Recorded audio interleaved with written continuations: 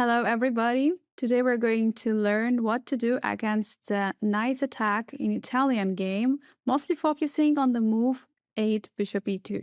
So let's start. First, white goes with move e4, coming with the center. We are replying with move e5, knight f3 targeting the pawn on e5, knight c6 defending, and here we come to the Italian game after bishop c4 move. Again, there are many ideas here for white. We're looking at many moves in this position. And of course, here we are going for knight f6, most direct approach against the Italian game, immediately challenging white and asking a question, attacking the pawn on e4. There are a few moves which white can do here, how to defend the pawn. But there is also a move which is using the fact that the knight on f6 is being developed, and there is no more ideas of target the square on g5 with a queen. So that's why knight comes to g5, and that's what we're going to discuss today. This is the knight's attack, the variation of the Italian game, where white is using this fact that knight developed on f6, and now white is attacking the pawn on f2 with a bishop and a knight. And basically, I mean, there are, of course, some moves, but they're not really working out great. So the main move and the move that everyone, or not everyone, but the most often being played is d5 here, and the most normal approach. So we're attacking the bishop, we're stopping attack on the f7 square, meanwhile also sacrificing a pawn. Because after pawn takes on d5, we're not going to recapture it. I mean, it would be possible to recapture it, but we don't want to enter all the lines of the knight f7, of the fried lever attack, so we don't want to go there. Rather, we want to go for the knight a5, challenging the bishop on c4, kicking it out, asking where does the bishop want to go? Does it want to give a check, or what does it want to do? And okay, here there are already a few moves which white can go for. Okay, of course, main move is coming with the bishop to b5 with a check, but there is also queen e2, there is also d3, and bishop coming to b3. So let's first look which moves are there beside the main move. So for example, queen e2, it just doesn't make any sense because after knight takes on c4, queen takes, we just win back the pawn, and after queen takes, knight takes, we're just having a good position, having a bishop pair, clearly better position already in the endgame. In case bishop goes to b3, well, after h6, bishop knight f3, we're just gaining a lot of tempi on the knight.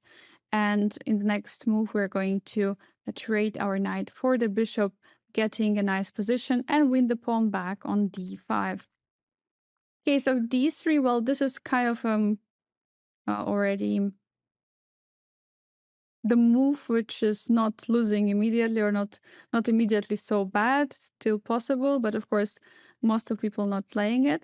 So here the thing is that if we're taking on d5, then after queen f3, we're going to get into trouble. So that's why it's not possible. Now we have to challenge the knight. That's the main idea of generally of our reaction on this knight's attack, is that we want to give up a pawn on d5 and then challenge the knight on g5, ask it just to leave, kick it out, and just gain some tempos on the knight. So knight goes back to f3. And here there is e4 already. Using the fact that pawn is defending the bishop on c4, we are moving forward with e4, targeting the knight on f3. So in case white would take on e4, of course, they would just lose the bishop, so it doesn't make much sense. But of course, there is an opportunity, for example, coming with a queen to d4. We go back with a knight on b6. c4, white is trying to claim something. So this line sometimes is played, and white is trying to prove, well, there is a huge center for the piece, but there is actually nothing which is compensating for the piece. e5, we go bishop c5, targeting the queen. Now queen f5, moving the queen away. g5, another attack. Queen f5, g4, we're targeting now the knight. And here finally, okay, if pawn takes on f6, we take on f3, that's not a problem. And here in case knight h4, we have queen e7, pinning the pawn cannot take the knight on f6, and at the same time targeting e5. So wanting to win the pawn, and after bishop f4 there is knight h5 move. We're attacking the knight on h4, but we're giving away our knight on h5 in exchange for trapping the queen, because after knight f6 the queen is actually trapped. So knight f5, white is trying to win our queen, but then we take. After all the exchanges at the end of the line, we're going to be able to get the knight on c8, we're going to win it, and we'll be just up a piece in completely winning position. So this variation is not really working out at all. In case of knight coming to d4, well, here white can easily win back material against this move and just keep this lead in the development and activity of the pieces. So we go bishop c5, immediately challenging the knight on d4. c3, white is trying to defend. Now we go for the castle. Castle happens, ed3. In case queen takes on d3, this is not so good at all, because after knight c4, queen c4, there is just queen d5. And now we see that the central pawns are fully gone. We have a bishop pair. We're maybe going to trade the queens. We're getting into the winning endgame, where we have enormous amount of chances due to the bishop pair. So it's not really working so well. In case bishop takes on d3, then we have queen d5 immediately. And again, we regain back material, plus we are having more active pieces, so that's not really working out good for white. In case knight jumping to e5, trying to... Okay, first of all, it's not so easy to kick the knight from the e5, and potentially maybe threatening some d6 to attack on f7. So now we take on c4, we take the bishop. In case pawn takes on c4, we have bishop c5, developing the bishop, also looking at the f2 square, castle, castle. So knight still cannot really go anywhere. Knight e2, and now queen e7, we're attacking the knight on e5. There is no way to step with the knight back. There is no way to play f4. So the only way for white to go is to play knight d3, attacking our bishop on c5. But now we're happy to take on e5. Knight is taking on c5, and now with b6 we are gaining again tempo on the other knight. So now knight goes back again, and after knight g4 we're already creating a mating attack, a mating threat on the king side. So g3 is the only move how to stop the checkmate. Then queen is coming from other side, from h5. Well, h4 is the only move here to stop the checkmate. And after bishop a6, we're already creating some threats. So queen e2, white is trying to defend, and after bringing the pieces to the active squares, rook coming to d8, threatening to take on d5. Well, we're just having a huge advantage in the development. For that, it's not just compensation for the pawn, but it's just clearly better position for black. So that was basically this DC variation. Now we go for knight takes c4, which maybe makes more sense, but here there is a bishop g4 intermediate attack on the queen. Case of f3, then we're just taking off f3, gf3, and queen d5, using the fact that white cannot take the bishop on g4 because of the pin on the rook. So it's not possible. And after queen d2, basically white is putting the queen on the very bad position. Here we're just playing ed3, and the next move we are ready to regain back material with more pieces into the game, more active pieces, so better development for black. So queen e2 is kind of the only way for white to continue trying to pin the pawn on e4, so there are no threats now of take, and also defending the pawn on the bishop on c4. So we continue with knight c4. We're trading knight for the pawn, and now there is no more pressure on the e4 pawn. After pawn on d3 is away already. So now we have this strong pawn on e4. We go bishop c5. First of all, we're controlling the d4 square, which could be used for the knight, and also bishop is always good on this diagonal, putting pressure on f2 square. Then white can play for h3. So first idea is to stop bishop g4. And there are so many unpleasant moves, obviously, for white, as well as knight to g4 at some moment, bishop g4, so white is just stopping it. And we're just ready already to finish the development by castling. So we castle. And here I would like to ask you, what would you play? What would be the best move for black? Please stop the video and try to find it. So first of all, knight has to go somewhere, and coming to d2 would be a huge mistake due to the e3. We have a very, very nice break with the pawn. And now the problem is that if white is taken, we can retake with the bishop due to the fact that we can bring the rook to the e file, and there is going to be a problem for white. So let's say fe, bishop is 3, and we're just basically crushing because white cannot castle any longer. All the pieces are standing on the king-queen side. There is not much white can do. So knight has to go to h2 to leave the bishop open, control the e3 square. So now we go for c6. We're going for another break, trying to break the pawns in the center. dc, and now we're not caring actually about the pawn on c6. We sacrifice the second pawn basically, and we go for e3. We want to open up everything, whole position of the king. So we're going for e3, ready to open it all up. So bishop e3 looks like the most logical move, taking with the bishop, trying to keep everything close. But here we go, bishop e3. So white is forced to take with the pawn. If white is taking with the queen, obviously it loses to rook e8. So pawn takes on e3, and then knight e4. We are entering the position, introducing a move such as queen h4. We're going to control the g3 square. Knight will come to g3. So basically now even castle is not possible because knight g3 is going to be a move. It's very tough to say what white can do, but the position is already so much worse. According to computer, clear advantage for black. That was h3 move. Now we'll go with the c3.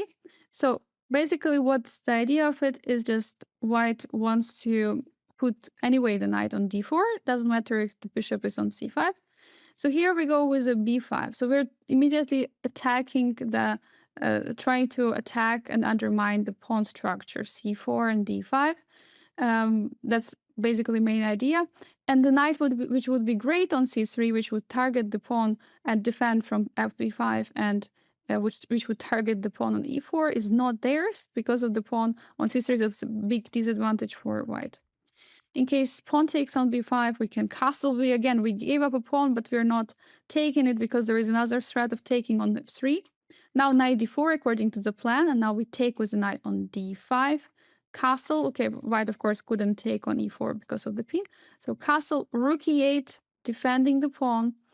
And basically now we have 4 pawns against 3 on the king side. We have a beautiful e4 pawn which is controlling f3 square, which is very important because knight would love to stay on f3 controlling and defending the king side, but knight cannot do it. And well, in the next moves what we could do is we could of course try to open up position more. For example, with playing something like a6 with the idea of bringing the bishop to a6. But also we can bring the queen to h4 and start attack against the king, and bring the pieces also on the king side or towards the king side to create an attack later with bishop g4 and so on. So this is definitely something what can happen. Before, white is trying to attack our bishop. So here, very important move is not to remove the bishop, because if we remove the bishop, we're losing initiative. We're just castling here. Castling because after bishop, because after pawn takes c5, we have very nice bishop g4. We're pinning the knights, threatening to take on f3, and white thought, oh, they have a wonderful center with c5 and d5, but we are going to basically destroy the pawn structure on the king side, because after pawn takes on f3, there's going to be a pawn structure destroyed for sure, and white's king is, there is no way, castling short is so dangerous, but there is no way white would castle also long, so we're having great chances in this position, and clearly better objective evaluation. This was c3, knight f to d2. Well, knight is coming back to d2. We haven't castled yet, so e3 is not so powerful. That's why we got a castle. Now e3 is a threat. This move of coming to d2, white decided to play immediately. not to so basically to be able to react right now to this e3 threat. Now knight can go to b3. Now knight can go to b3. So in case here white would play for castle, there is bishop g4 attacking the queen. f3 is not possible due to this pin. Now queen has to go to e1, rook e8, just defending the pawn on e4. And here white goes for knight b3, attacking our bishop. Okay, bishop d6, we have to move bishop back. There is no other way. We cannot attack, we cannot take another piece. And d6 square is the most perfect square for the bishop because it creates an attack potential against the king side, against the pawn on h2. And as I already mentioned, the pawn on f3 is very important and is taken care of by our pawn on e4. So h3 white is trying to attack the bishop and also at the same time defending at some moment attack on h2. Bishop goes back to h5.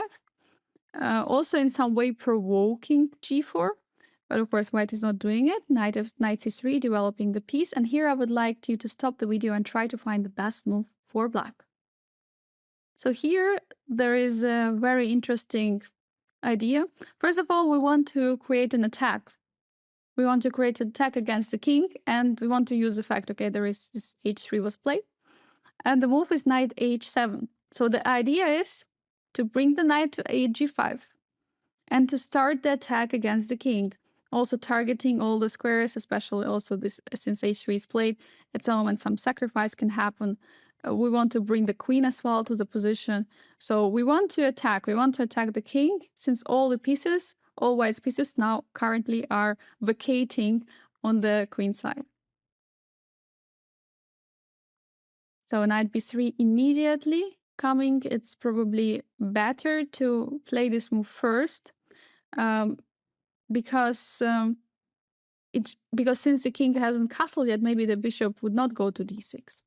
But we go with the bishop to g4 first, including this intermediate move, since it's very important right now.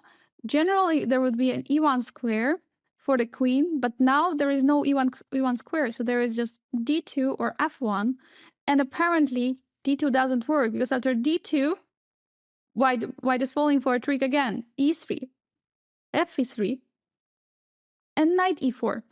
The pawn moved forwards to create a space for knight. We sacrificed another pawn to bring the knight into the action. And now after queen d3, after bishop b4, we are already ready to jump with the queen to h4, checking the king. And just, I mean, it's not going to be a checkmate soon, but we are going to win for sure a lot of material, and it will be a very, very, very dangerous attack. Queen f1, basically the only move which is not allowing this e3. But it's stopping white from castling, so it's pretty sad to make such move, but well, that's how it's supposed to be. So bishop b4, we're immediately giving a check, and basically white has to decide what to do. If white is playing c3, which of course looks logical, then it would block knight from coming to c3. So let's start first with bishop d2. Okay, if bishop d2, then we take on d2, knight 1 to d2, and now rook e8. We are ready to go forward with e3, opening up the position of the king. The bishop is just cutting the way to castle long, so position is clearly better for black. In case of knight c3, then we're going for c6, and our threat is to take on d5, take with a knight, and just use this pin on the king, attacking the knight on c3. So c3 is kind of the only way. Now we go back with the bishop to e7. The question is why to e7 actually? The thing is that since we were putting the bishop earlier to d6, when we knew that the white would castle short to create attack against the h2 square mainly. But in this particular case, we know that white would not castle short any longer, white would castle long. So for that reason, we might relocate our bishop to the f6 square, from which it's going to be working very nicely on this long diagonal. The knight could go to e5, and also in this case, like bishop on e7, right now helps us build more pressure on the d5 pawn. In case of something, in case, for example, c5, it's not blocking the queen. So that's another good reason for that. So in this particular position, the bishop on f6 makes more sense. h3, white is trying to kick our bishop away. Bishop h5, we're still keeping the bishop there, not allowing white to castle. g4, we're provoking this g4, and it happened. Now bishop g6. Now we are ready with the knight to go to the e5 square because the light squares are already so weak. Bishop e3, white continues development, trying to castle as fast as possible because the knight is rushing. The knight is rushing to d3. Knight e5, now castle, and basically as soon as white castled, we had this c3, so white was on time a little bit. Now b5, we're trying to open up the position, challenging the pawn on c4, also the pawn on d5. Knight e4, white is trying to keep everything together, but now knight e3 is coming, attacking the king. Very nice knight now we have on d3, very beautiful one. King b1, we take on b4, on c4, knight c6, queen d7. Okay, we're giving the pawn back. I mean, we're trading on c4. Now bishop is on f6 on the diagonal, which we wanted against the king. And now white is going for f4.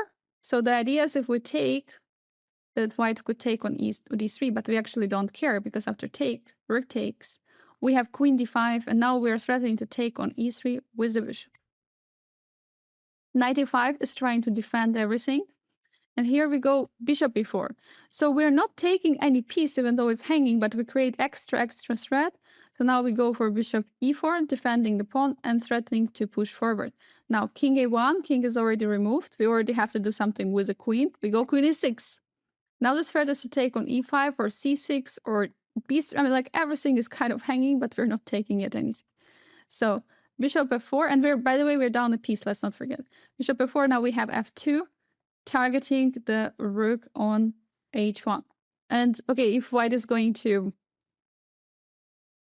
go forward, I mean, like it's going to be pretty much already losing. I would say that there could be a line of bishop a6, knight a6, and so we can just try to, something like this could happen. This, and this. Oh no, actually this is not working because there is not bishop on e4 any longer.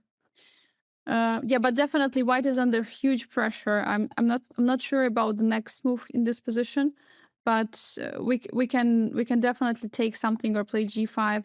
We can take the knight. I mean, we can take back the material if we want to, and just continue with attack against the king. So the position is crushing according to computer. It's already winning. So that was all about the this d3 move, which is possible but not likable. So normally everyone goes for the bishop b5, the most common move, the check. So white is giving a check. So the main idea of this is to get rid of the pawn on d5 as well, so that after c6, pawn takes, and this is basically where we have this starting position from this variation, because now we're mostly going to focus on bishop e2. There is another chapter which is focusing on other moves. So yeah, so basically this is the starting position. The main point what white did is white got rid the pawn on d5, so we cannot take it any longer. And it feels like white has such a good pawn structure. White wants to finish the development as fast as possible, being up a pawn, and just try to claim that the extra pawn worth more than development, which we're going to have for this activity.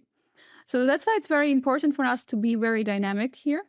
So bishop e2, we're going to look today at the at this line. Bishop e2 generally looks like a most natural move, most natural spot for the bishop to come back. And yeah, it's like the most common move in the position. So we have to immediately start challenging the knight, because if we don't do it, then white will be able to stabilize already. So h6, we're starting with this move. So the main point of this opening also is that coming back to f3 might not be like the best option for white, due to the fact that e4 is coming with a tempo, immediately attacking the knight for a second time.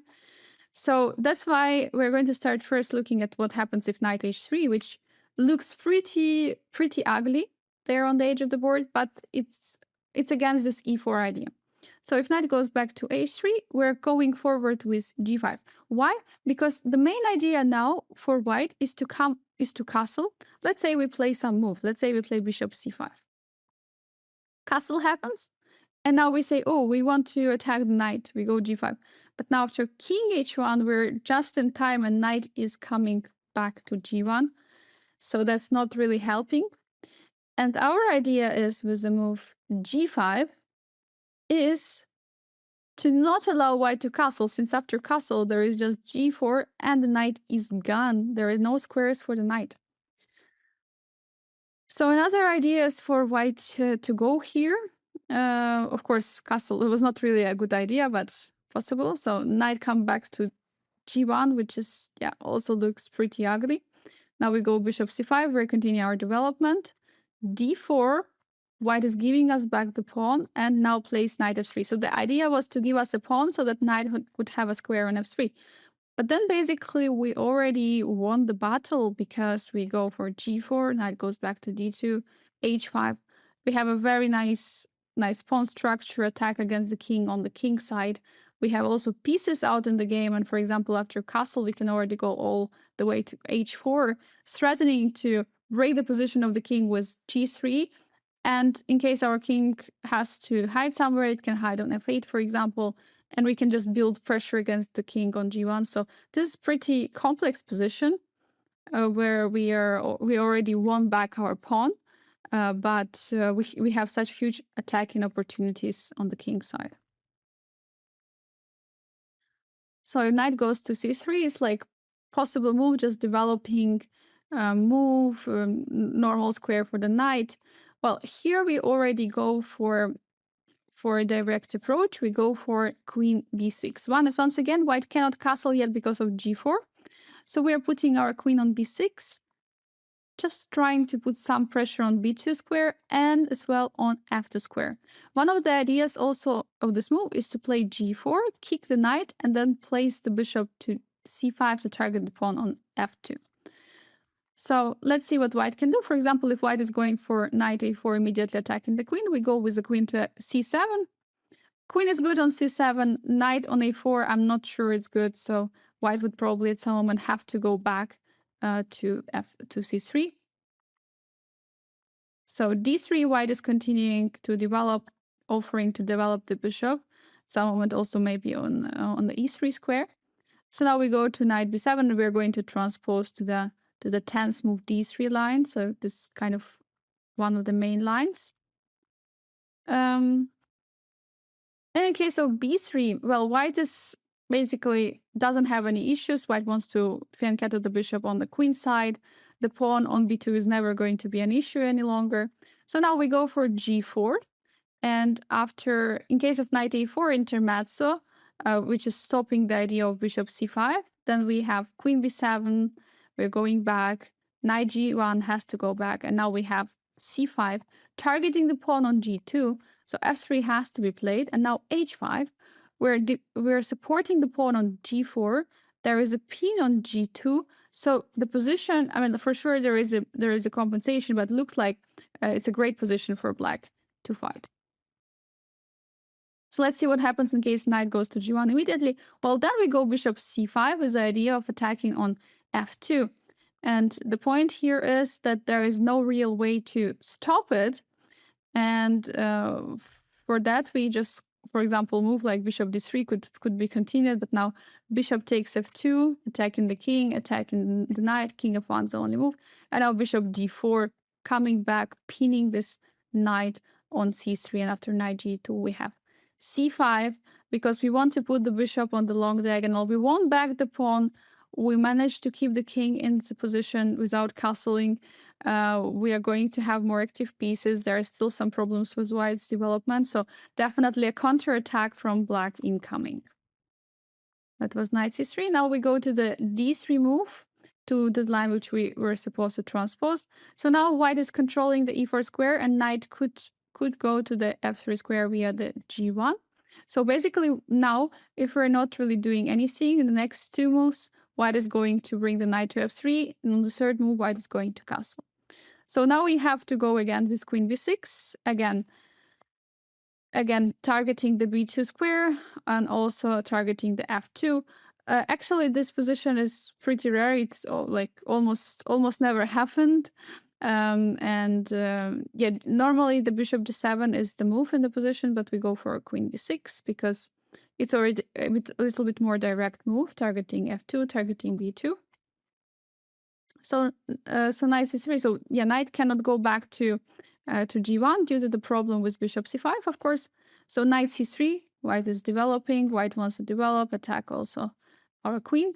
So if we go with g4, which is possible, but it's just not really working out, because after knight g1, bishop c4, there is knight a4 now. Now it's different because after bishop f2, king f1, we have to go back with the idea after king takes on f2 that there we have check and take back the material on a4. But after queen e1, apparently our pawn structure is a bit strange.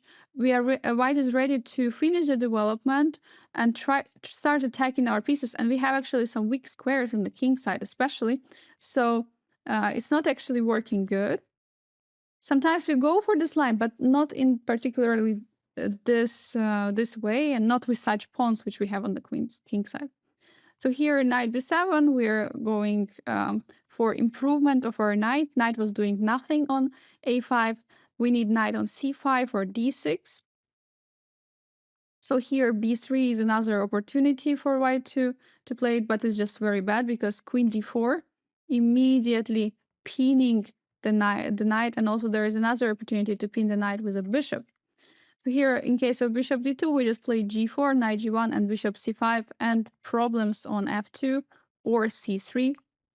So we are winning. In case of bishop b2, bishop b4, and queen d2 is followed by knight d5, and there is no way for white to save this. Bishop e3, trying to attack our queen, intermediate move. Here we can already take on b2 because it's also challenging the knight on c3 with a check. In case bishop goes back to d2, we can play a queen a3. So now we won a pawn, we spent some time, but also white spent time with bishop e3, bishop d2. So it kind of works out, and in the next moves we are ready to finish our development with bishop c5 and so on. So or bring in the knight to c5, d6. So knight a4 is another option, trying to attack our queen. Queen a3, here is c3, and we're just going for knight d5. Now we're attacking both c3 and bishop on e3. So we're getting already much better positions because not only we have active pieces, but we also won back the pawn, and we're just ready to attack it. So knight g1 is the other option. So knight is just going back, and in this position we can already go for the bishop c4, because after knight a4, bishop f2, king f1, queen a5, we're attacking the knight. Now king f2 we take, and we can compare it to the previous position where the pawn was on g4. Well, this position is completely different because pawn is on g5. There are no real weaknesses. I mean, of course, our pawns are advanced, but there are no weaknesses. We're ready to develop with the bishop to f5, bring our knight to d6 or c5, castle long, and continue the attack against king. King of white is in the center, so we will be ready for some attacks there. A slightly better position for black.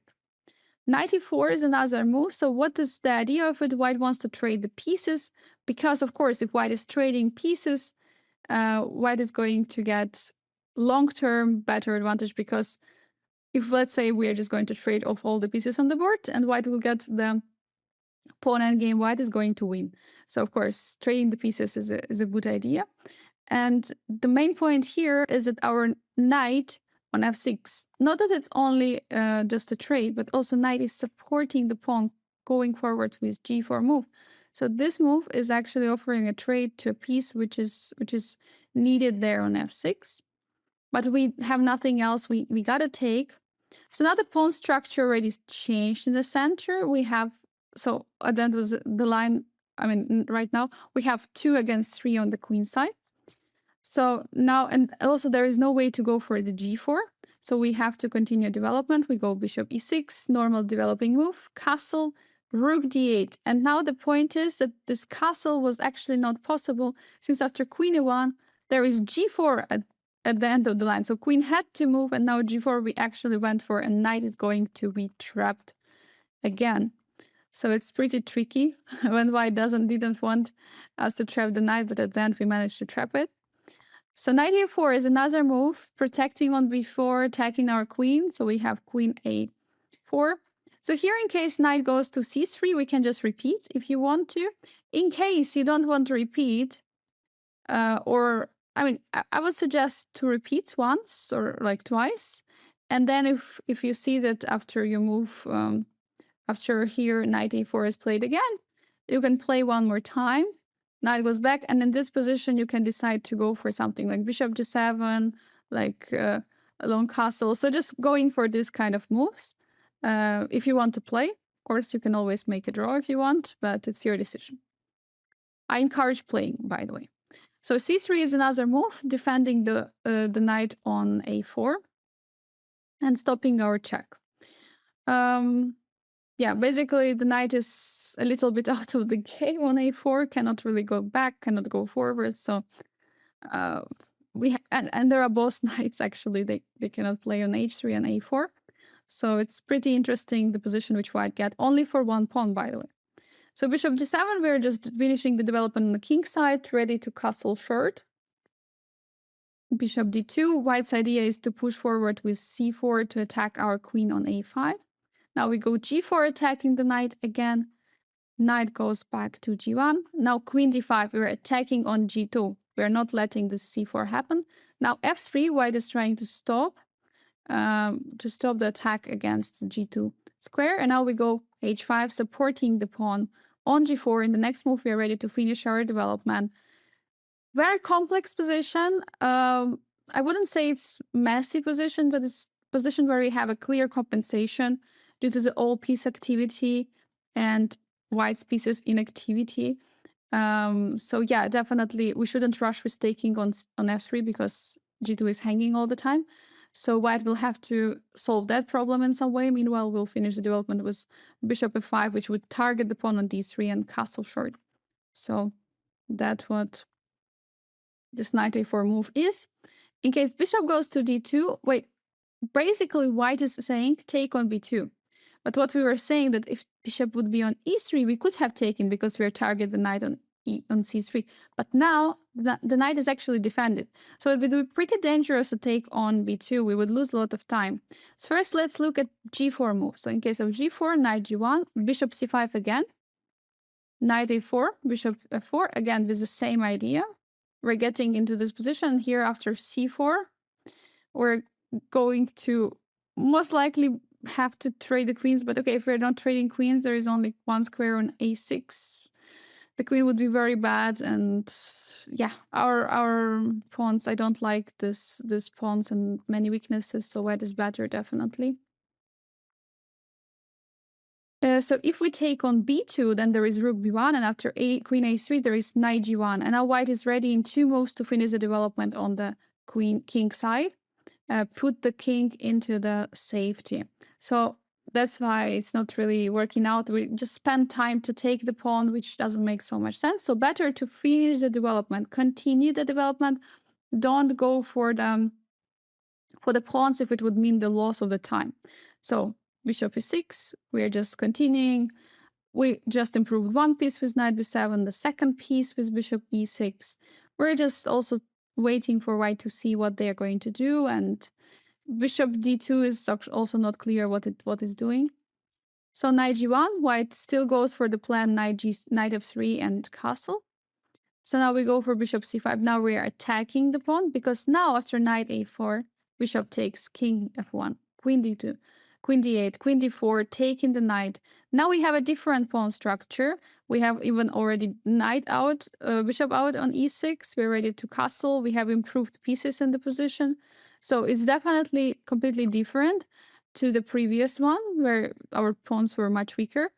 But yeah, definitely this position is still complex. But I would say that due to the activity of the pieces, we have some good chances, and also white's king is still in the center, cannot castle.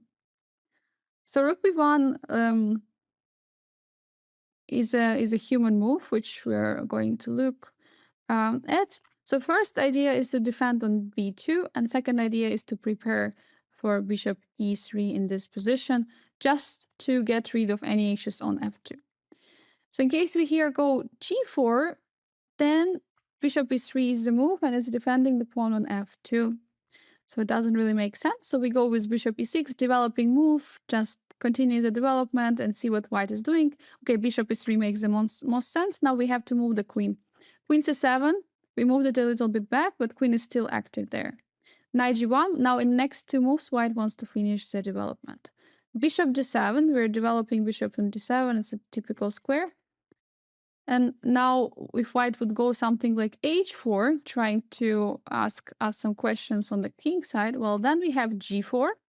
And now white is actually going to have an issues to develop the knight on f3, because then we also will have h5. We're going just to have very nice pawns, rather green, yeah. And how will white continue the development? So knight f3 is a must move. So now we go for knight d5. So from very active and dynamic play, which we had before, we switched into the position where we just have a positional compensation for the pawn. So next move, we want to go for the f5. Also, potentially our pawn march can happen. Any pawn can move, like g4 can move. F4, unlikely because it would weaken the pawn, the square on e4. But now knight is on d5, so in case white would accept the trade, knight takes, pawn takes, we bring another pawn in the center, c4, now d4 we have, and after bishop of c1, we have a5, where, because white is now having some kind of Benoni pawn structure, and for Benoni pawn structure, b4 would be an ideal move to control the square on c5, but we need the c5 square for our knight, because then it's going to be a great position. So we're going to castle and we're going to go for a 5 e4 or something like this. It looks very interesting position actually, but yeah, pawn structure looks very similar to Benoni. In case, actually not, yes, actually Benoni, I wanted to say it more to Benko Gambit, but reverse, so to say, because normally the one who is playing Benko Gambit doesn't have a b pawn, but it's opposite side. So castle, bishop d2, and now we go for f5. Now we have all these pawns with e5, f5, controlling central squares. So very nice position for black. Even though we are down a pawn, we're very active. You can see that all our pieces are already like towards the fifth rank. So, and white's pieces are on the first three ranks. So we're definitely having compensation.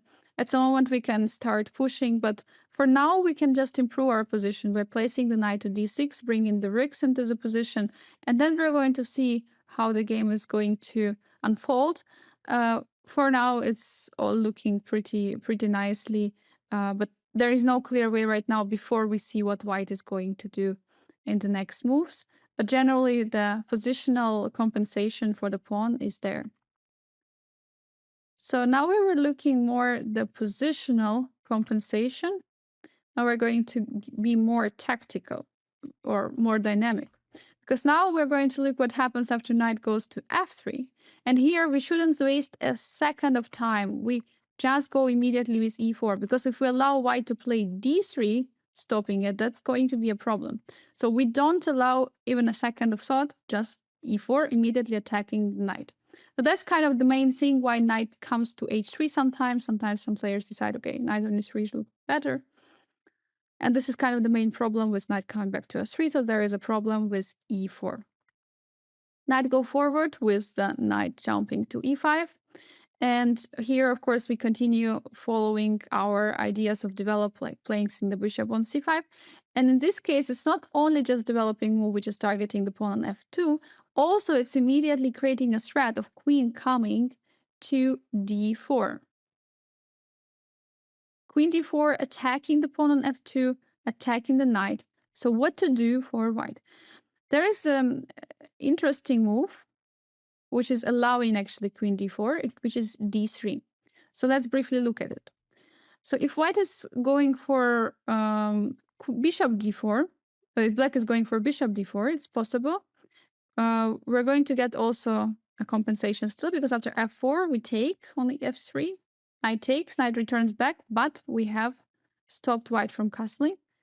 Castle, c3, bishop goes back, d5. Now white is blocking our bishop. Now white wants to castle. Now we go rook e8. We cannot really do much to stop the castle, so now castle finally happens and bishop g4. And we're having such position where we are going to go for something like c5, breaking the d4 pawn. Our queen would be also great on e7, targeting the bishop on e2. And there is definitely a compensation here due to our activity of the pieces. But there is, of course, a queen d4 move, which is probably better and more direct, attacking the knight, attacking the pawn on f2. So after bishop e3, we just take on b2. The idea is after bishop c5, we grab the knight on e5. So we don't take the queen, but we take the knight. And after d4, we are going on the king side, attacking the pawn on g2 already, asking some questions. And the most important part is that our pawn on e4 is staying. King of 1, because castling would be just so bad. Would be so bad after this. So king of 1, white is trying to defend the pawn on edge e2. And then we go knight b7. Now we're going with our knight trying to, first of all, attack the bishop. And second, our knight is just going at some moment to some d6 square. But first, we want to take care of the bishop. Bishop goes back to a3. And here we have a very nice move, c5. First of all, we are breaking the pawn on d4. We're breaking the attack. And now we can castle on g8. We have definitely compensation for the pawn. I would say even slightly better position, because we are going to castle. White is still not castled, and there are issues with some other pieces for white. That was a d3 move.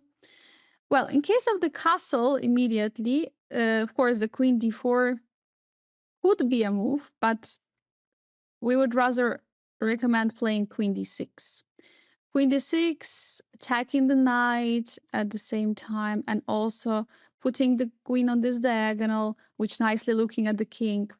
But I would like to briefly show you what is happening after queen d4 move, because it's also interesting. So queen d4, there is, first of all, it's attacking the knight as well. So there is knight g4, jumping with knight away, bishop takes, and e3. Absolutely crazy line, but just wanted to show it. So the idea now is, in case pawn takes on e3, fe of course, then there is queen g4, knight g4. And in case rook f4, white has to be actually very careful, because not correct move order is going to win you the game. Rook f4 with a threat of b4 is not working, because after h5, h3, there is knight f6, and b4, there is bishop d6 targeting the rook. And at the end of the line, we're going to have an extra exchange. So for that reason, b4 must be played immediately, creating a fork. Bishop takes on b4, rook f4. Now it's a little bit different, but still there is still is going to be equal. So rook e4, for example, bishop e7, rook e3, knight c4, and okay, we're getting into the drawish positions. The same happens after de, long castle, king. There was a threat of rook d1. King f2, bishop d6 takes, trade happens, and we're just getting again to some drawish positions, drawish endgames. Bishop d6, in case we play bishop d6 here, because it was bishop b4. Now h3, there is bishop h2 check, king h1, and knight e3. Now pawn takes on e3. Bishop e5 with an attack on the rook. c3, and now knight c4. It looks actually so far the most promising for black. Getting an outpost on the c4 square, attacking the pawn on e3. c3 is weak. At some moment, maybe we can break this pawn. So yeah, it looks like a very good position. And also, white cannot really develop these pieces normally. in the next couple of moves at least. There is a compensation for the pawn. That was fe. In case of bishop h3, trying to defend, also, of course, the bishop on g4 was hanging. So we take on f2. King has to go away. White doesn't want to take with the rook, of course. And here we go for g5. And the idea is to trap the bishop on h3. In case of c3, there is just queen d3. And in case of queen e2, we're not afraid when we just move the king away to f8, because we can always also bring the rook to e8. And after, let's say, c3, we have queen d5, putting the queen on the same diagonal with the king, putting some pressure. Queen f3. And here we go for g4. If queen takes the knight, we're taking on h3. There are so many threats already against the king. Queen h8, king e7, and there are no more checks against our king, while white is actually being crushed. So bishop takes on g4 is possible, knight takes g4. In case queen takes on g4, we have queen d3 again, tacking the rook on f1, and after queen d1, just rook g8. And, well, there are many issues in the position of white, and we're going to win in a few moves. So d4, white is trying to stop the defense of the pawn on f2. But of course, they haven't taken the knight yet, because we took the bishop. So now rook e8. In case pawn takes on c5, then we have rook e1 immediately, knight e2. We trade, and after knight e3, basically we're just winning. In case queen g4, rook e1 again is just crushing as well. There are no ways to stop this attack, and the pieces on the queen side of white are just chilling, not helping. So bishop f4 is another move. Here we go for knight e3, bishop e3. We're just going for the trades, rook e3, dc, and knight c4. Here knight e3, white is trying to trade so that to be saved, and after rook g8. Basically, due to this whole pawn structure for white, even though on the queen side we can see there are 2 extra pawns for white, the position is still slightly better for black because black is going to capture those pawns. There is no issue in that. So that was a queen e2 move. In case of g3, then we have g4 attacking the bishop, forcing it to g2. And after g2, we just long castle. We're just long castling, and we're just going to try to push more pressure on the king. And, well, in case any time white is going to trade the bishop from g2, then there is going to be a huge trouble.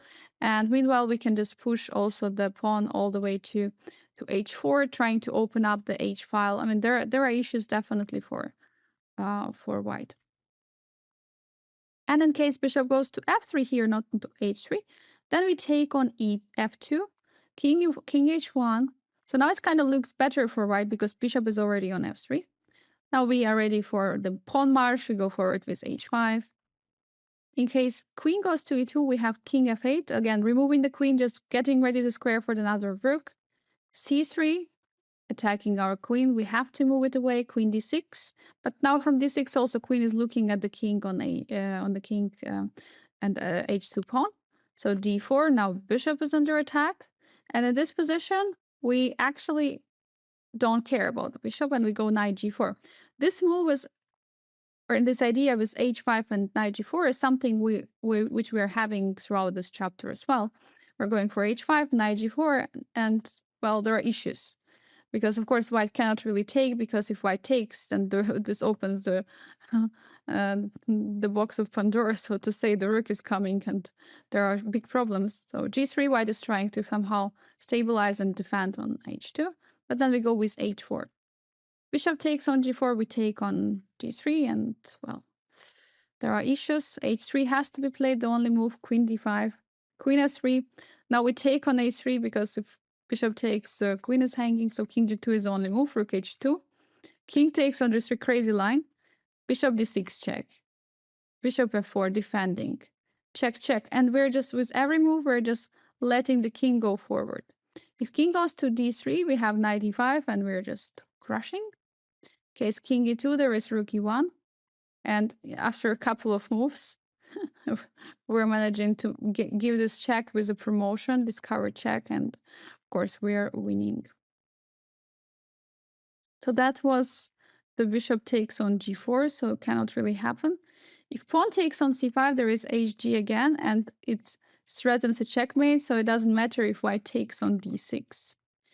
And if bishop f4, which would be attacking move against our queen, then we take on f3 again. There is an again threat of rook takes on h2, bishop d6, and now rook f2. White is trying to give back as much material as possible, not to be checkmated. But after gf, king g2, rook h2, king f1, rook e8. The rook e1 is pretty much unstoppable, and we're just crushing. d3 is another possible opportunity for white. Here we go knight g4 again with similar idea, so that taking would not really work out well for white. h3, and we're not caring because we would always open up the h file. So now f5, queen d2, queen e5, queen e2. White is trying to trade the queens. We're accepting, and now we go king d7. So now, of course, take, it would be a checkmate, so there is nothing to talk about. Other than that, we're going just to bring, for example, rook to e8, just creating a threat on e1. So yeah, definitely we're better in this position. c3, white is trying to go and challenge our queen immediately and push for d4. So now queen d6, we go back, and now d4 again. And again, we have knight g4 with the same threat of the checkmate. And again, that white cannot really take on g4, because after bishop takes, pawn takes, g3, queen d5, and the game is over. So g3 white is going for. Now we can go for h4. We're giving up the knight on g4, but we want, of course, open up the h file.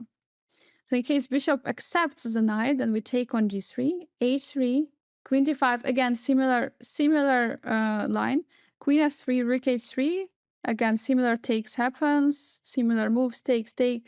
Okay, here we played their g5. Here we go for queen d6, king e4, knight c4. So we're just controlling a few squares now. And the idea is probably queen d5, queen g6, queen g6, of course. Queen g6. So here, queen e2, we have queen g6. King goes back. King is trying to hide, but now we have king f. It was also the discovered check, so we had to go to f8. Queen takes our knight on c4, and here we are pushing with f5, attacking the bishop. Queen c5, but our king is hiding, so there are no more checks. I mean, there are checks, but king is just hiding. So bishop f5, but after queen check, rook e8, we're just winning whole queen, and after a few moves, we're just winning the game. So yeah, okay, it's a long line, but it's just probably interesting to just see this kind of analysis in this queen d4 variation. So in case, for example, of h3 in the position, so if white is not taking the knight, trying to keep the piece, we're just taking on d3, king g2, and knight h2, we're attacking all the pieces. So dc, we're just playing queen e6, queen e2, white offers to trade. Now knight f1, we are winning some material back, queen e6, f8, king f1, and now short castle. And basically here looks like, I mean, if we would just look at the pieces, it looks like white is better looking material.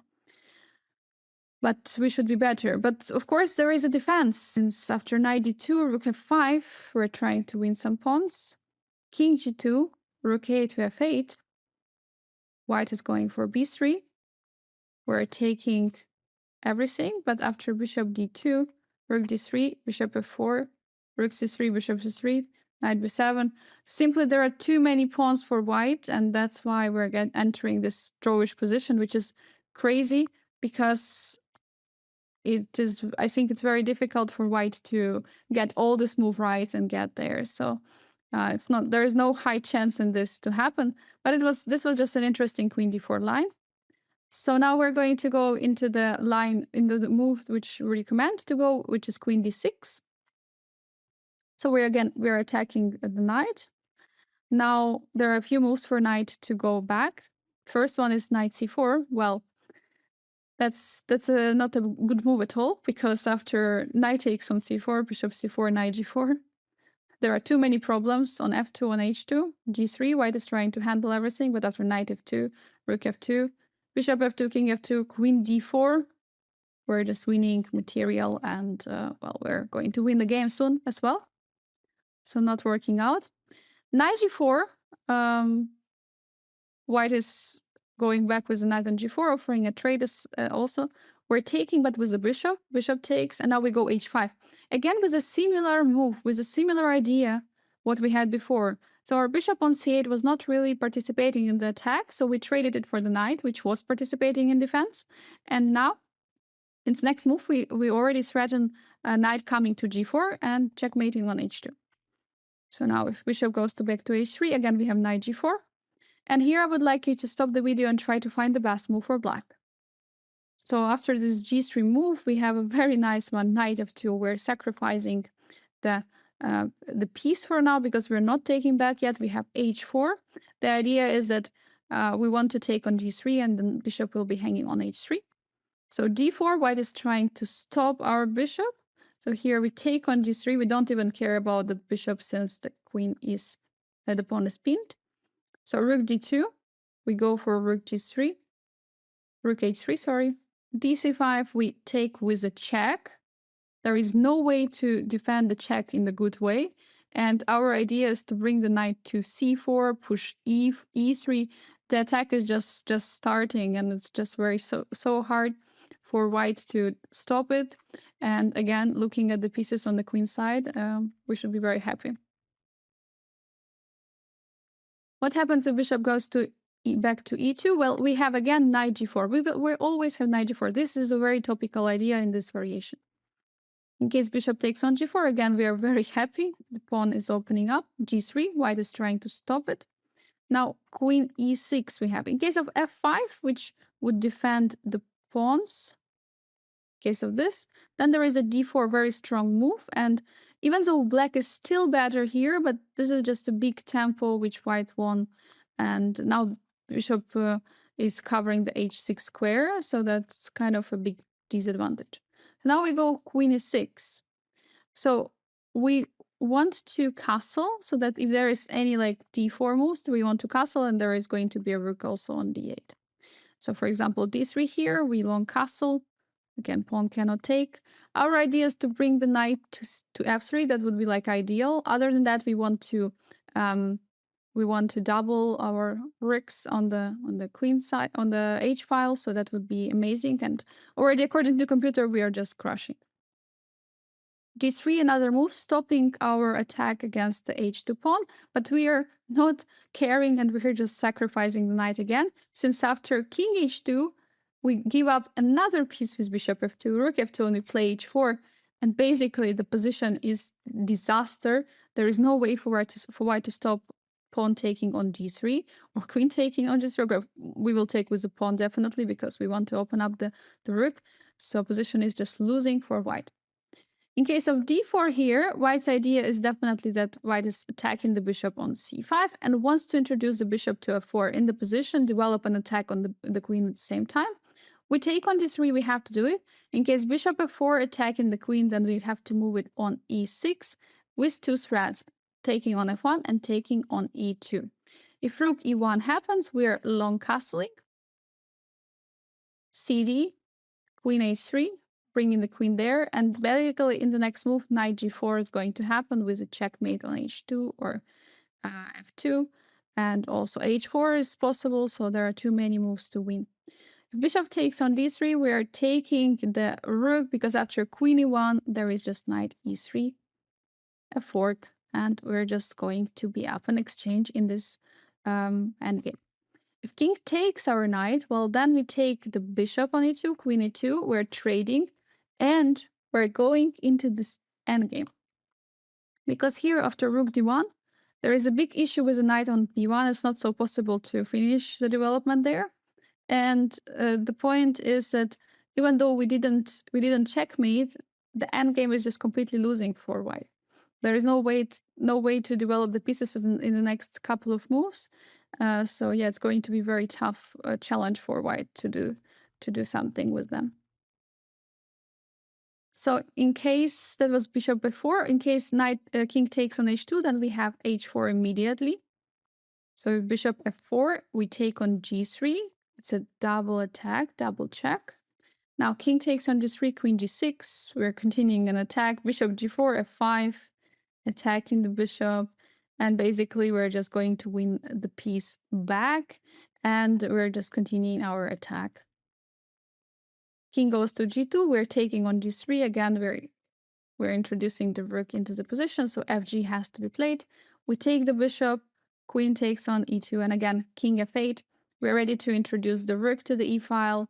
We're also having knight coming to e4, potentially to e5 or e3, of course, would probably not be possible, but possible. Yeah, and our rook is already on this file, so definitely there are issues like queen e6 and queen h3 could be ideas, or queen d5 or queen d5. So yeah, that was an interesting line with a big attack after knight g4. So now we're going to look at the kind of the main move, which is d4. So in this way, white has to give back the pawn in order to keep the equality. So not to get these crazy positions. So the point here is if bishop d4, their bishop f4 would be very unpleasant with some ideas of knight jumps from e5. So we cannot really do it, and we have to take with the queen going into the endgame, since after knight c4 we're trading again, and now we go for castle. We don't really have issues. The position is around equal. Maybe we can say that there is some issue due to the pawn on c6, which could be a weakness. But I would rather say that we have a better development in the endgame, and the position is not so obvious, like that it's so drawish or so equalish. So definitely there are chances for both sides, so we shouldn't be worried. We're still having chances to win for sure. So now we're going to go to the main line, which is c3 instead of the castle. So the idea of c3, white is creating ideas of pushing b4 and targeting the bishop on c5 in the position, and we're following our plan. We're just castling. And we also have the bishop d6 move, but the idea of the castle is just to just finish the development, and we're going to see how we're going to attack the knight in the next move. Also, it stops some crazy lines with f4. So yeah, it's just probably okay. So d4 would be pretty bad because it looks very strange. Generally, if white wants to go for d4, it would be better to go with a pawn on c2.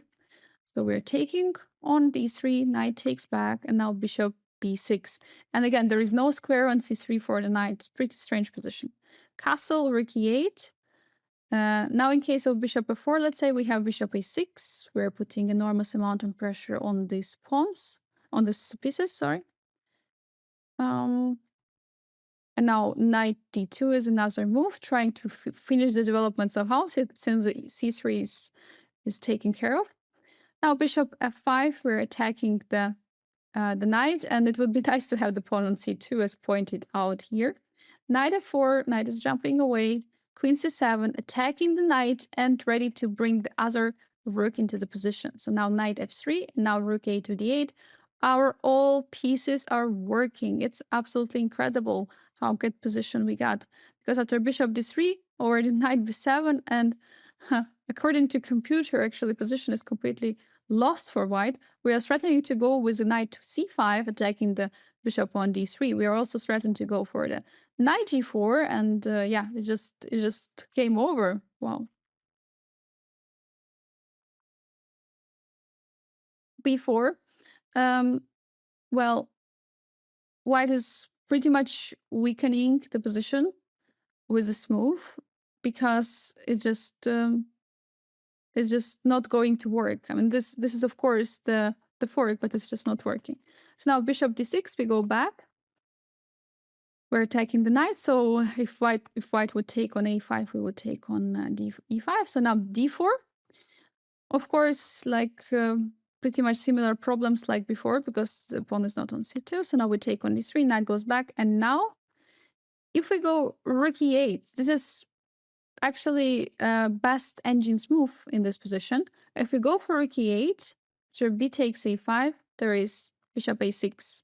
So if you're interested, you can go for this. It's a bit more, I mean, it's not a clear line now, but it's like position where we sacrifice the piece, and okay, there are many threats, of course. So if you want, you can go for this variation, and of course, one of the ideas could be to take on e2 at some moment. Bishop takes on d3 and also bishop h2. So this could be an idea at some moment. That's why for white castling is a little bit problematic. But if you don't want to sacrifice, just go knight c4, just on normal square. And after castle, we have knight d5. We have beautiful pieces. We are ready to finish the development with our bishop from c8, and we're just taking care of all the weak squares. We're down one pawn still, but I don't have. I already screamed enough that there is a compensation. Basically every single position which we got, there was compensation. Here, I would say our pieces are even much better. Again, due to this awkward pawn on c3, that it's not letting white to develop normally. So let's see what happens after f4, which is, well, interesting. So pawn takes on f3, knight f3, and now we have rook e8. So our idea is, of course,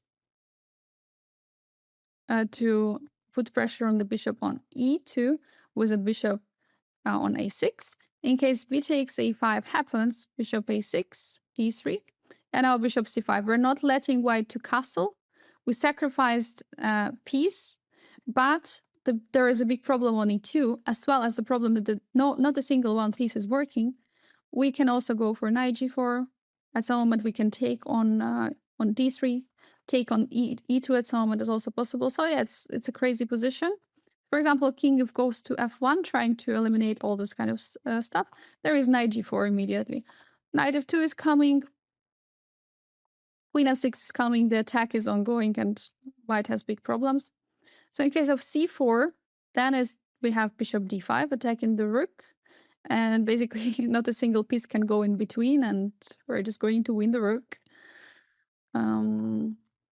If castle happens, so white is trying to escape without taking the knight, which would be probably the most logical. Then we go queen e7, attacking the bishop on e2.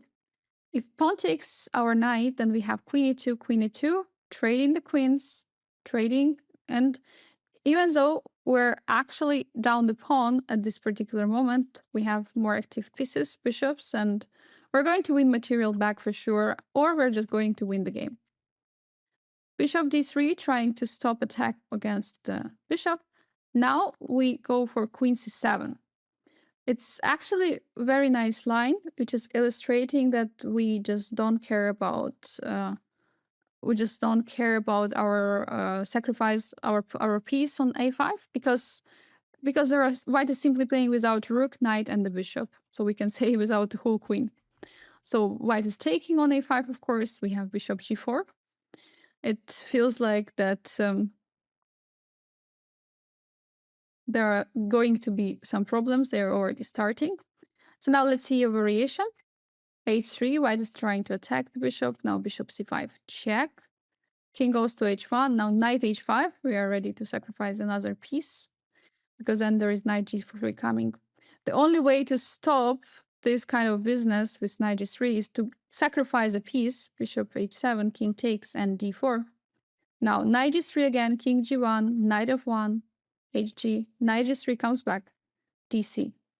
Okay, so what do we have in the material? We have a rook for 2 pieces. And now basically after rook 8 to d8, basically the only 2 pieces which are playing are queen and the knight, and queen is currently under attack, and we have all the pieces in the game. So the position is absolutely crushing. There is, and the queen side of white is just standing and doing nothing. That was a b4 move. In case of the castle, then we go for queen c7, attacking the knight on e5. And rook e8 would be a better move, but the problem could be the lines with a d4. So yeah, so we cannot really go for that, because in case we go rook e8 after line like d4, ed, knight e3 would be good, but the question is what happens here after knight f7, king f7, and b4, and it's just getting messy position. We're ready to go with white is ready to go with a bishop to c4, queen to b3, and so on. So it's a bit unclear. So so yeah, queen c7. Queen c7, we go for it. We don't allow any kind of sacrifices targeting the knight currently on e5. It has to go away, or it has to be protected. So b4 is attacking our bishop. That's why c3 was generally played, but now we're ready to take on e5. Pawn takes and bishop e6. We're not even taking the pawn. We are finishing our development. And again, we're ready always to capture back the pawn, but we're just happy to have better development, better pieces. Again, this pawn is just an amazing piece. It's just an amazing pawn which we have, which is blocking all kind of defensive opportunities for white on the king side. And we can continue the attack later as well. So knight f1, now it doesn't really work out, because now rook f7, it's going to follow by b4, bishop d6, and now after ba5, bishop h2, now king h1, and queen f4. Basically, there is going to be a big trouble for white on the king side. That was knight f7. And in case of the d4, just simple move, just going for the d4. ed3, knight e3, and now we go back with the bishop to d6. We're using this diagonal as always. When king is castled on the king side, bishop is very good on d6. So if here white goes with g3, with h3, sorry, we go with bishop f5.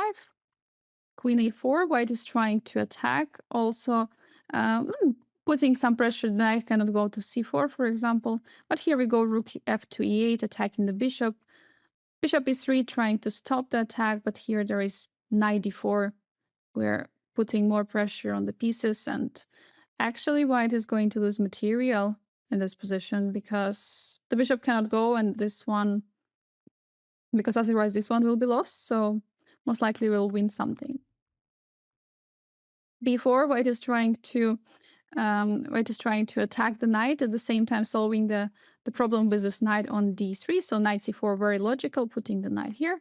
And now knight c5. So the idea is that bishop is targeting our knight on c4 right now. But after rook a to d8, basically we have a big threat of bishop coming to h2. Queen b3 is again putting one more attacker on the knight on c4. But here we have very nice move, knight a5. Knight a5, because if pawn takes, we're taking the bishop, the knight on c5. Queen a4, white wants to take on a4, but it's not really a problem, because now we have queen a7 attacking the bishop on e2, and at the same time creating a threat of the checkmate on h2 with queen e5 in the next move. So this is not really working out for white. In case of knight d2, we have rook a to d8. If knight f3 coming, stopping all kind of business, okay.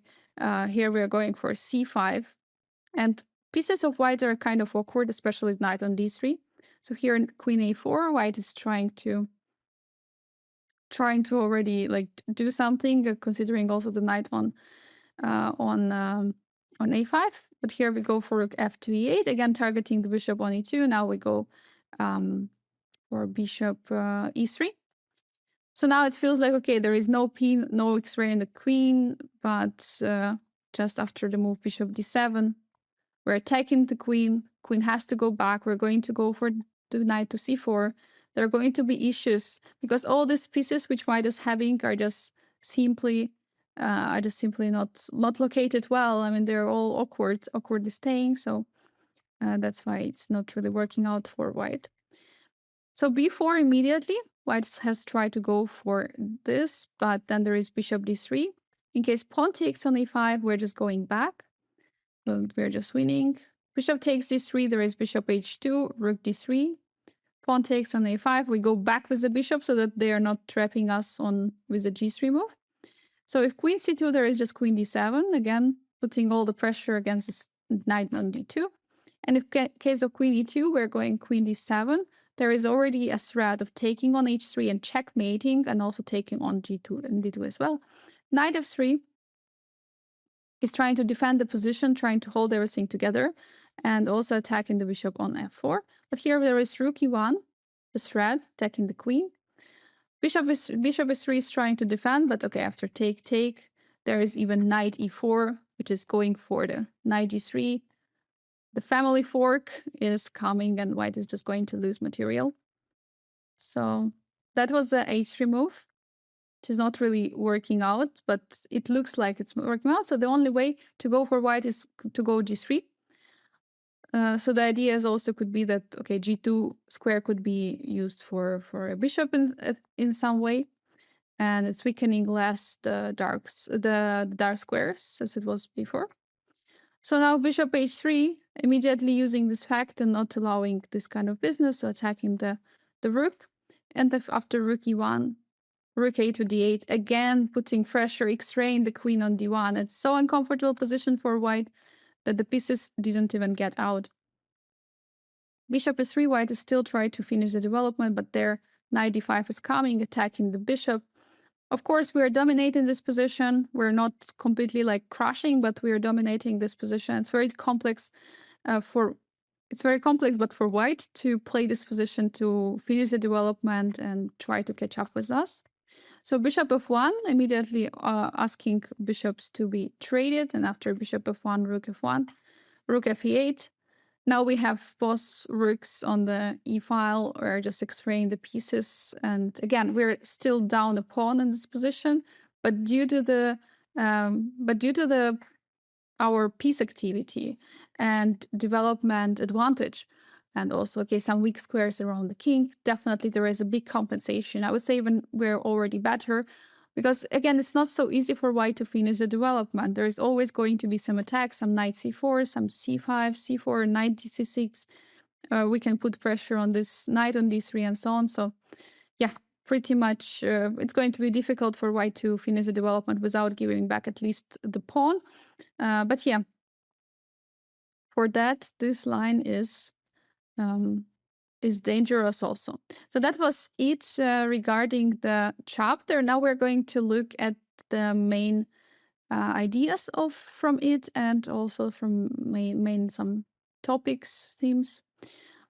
So now we're having the position where white played d3 after knight a5. So this is like alternative to the bishop b5, basically the only one.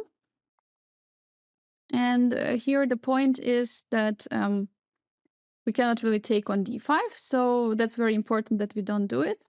And first, before doing anything, we just have to establish we want to kick the knight and win time.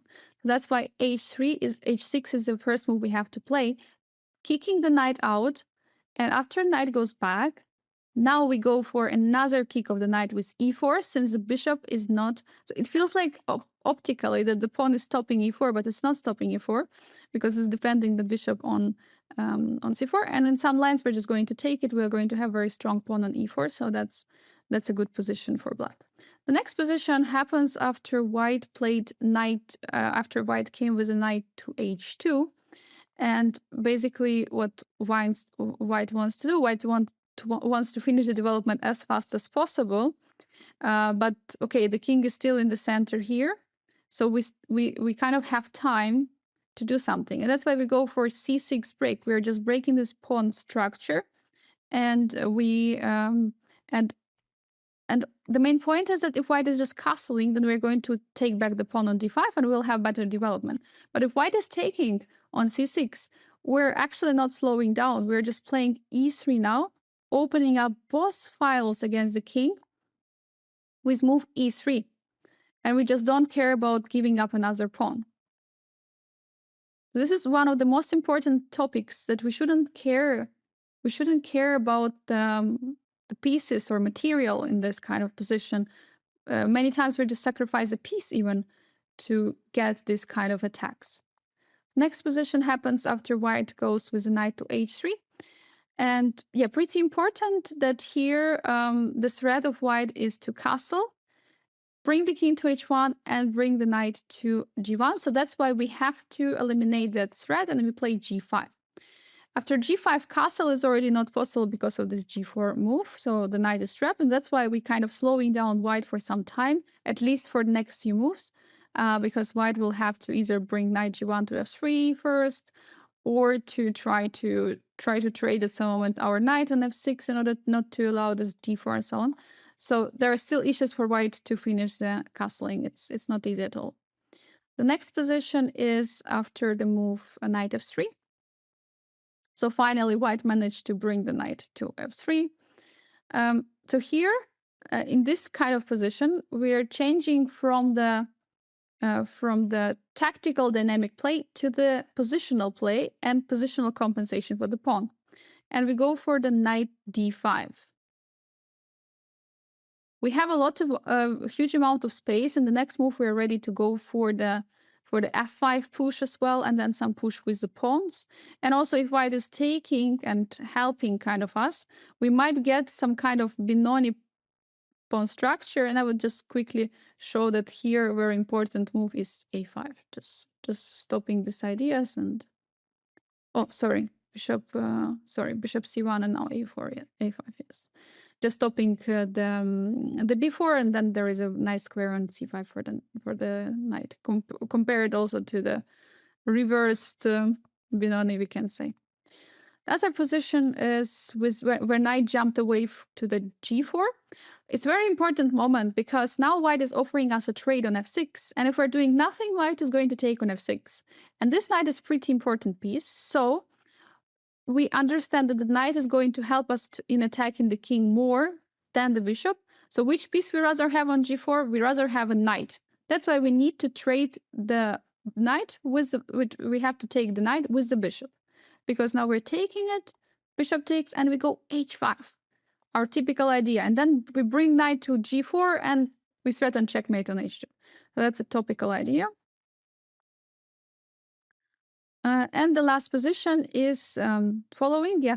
So basically, we set up an X-ray against the queen. The last move was, rook a to d8. And yeah, probably just what we wanted to highlight is that generally in this chapter, if white is not careful and white is trying to keep this pawn, not giving us back the pawn, they might finish or end up in the position where the whole queen side is just not going to work. Yeah, so the last move was rook a to d8. So again, one more reminder about this chapter. We don't care about material. We gave up a pawn. We just have to find compensation. It's either going to be dynamic. At the beginning, we start to be dynamic. And later in the game, if white is managing to castle, it's either going to be, if we have a pawn on e4, we are going to create an attack or create some weaknesses. Or we are going to have, if we are going to have so much advantage in the space, like pawns on d5, e5, f5, g5, we're going to have positional play rather, and we're going to enjoy the bigger space. But generally, these lines are very dynamic, very tactical. So in that cases, we're getting many lines where we're also sacrificing a piece for an attack. Or we're sacrificing piece and then later we are taking it back because the knight is also hanging at some moment in the air. The knight is always jumping here and there. So yeah, I hope you learned. I hope you learned something new today, and we're going to see you in the next chapter.